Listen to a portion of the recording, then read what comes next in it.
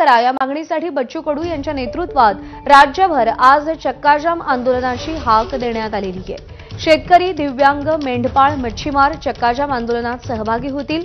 शेतकरी कर्जमाफी आणि शेतमालाला हमीभाव मिळावा यासाठी हे चक्काजाम आंदोलन केले जाणार आहे। मागणी तीच आहे, कर्जमाफीची तारीख निश्चित केली पाहिजे।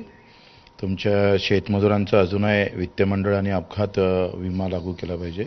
मेंढपाळांचा विषय तसाच आहे, मच्छीमारांचा विषय तसाच आहे आणि अपंगांचे किमान 8 प्रश्न बगर पैशाचे प्रलंबित आहे। साधे निर्णय घ्यायचे, परिपत्रक काढायचे, ते सुद्धा मीटिंग होऊन त्याच्यावर काहीच तोडगा निघाला नाही। आपण काहीतरी मुदत सांगावी की यापर्यंत आमचा अहवाल तयार होईल आणि या तारखेला आम्ही कर्ज प्रस्ताव कॅबिनेट समोर आणू आणि कर्जमाफी करू, ते सांगितलं पाहिजे।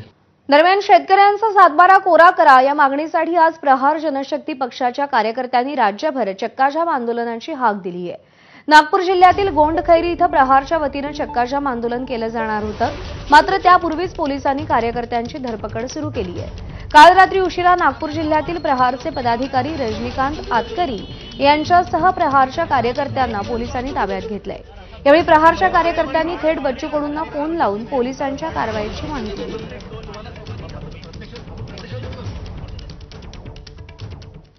दुसऱ्या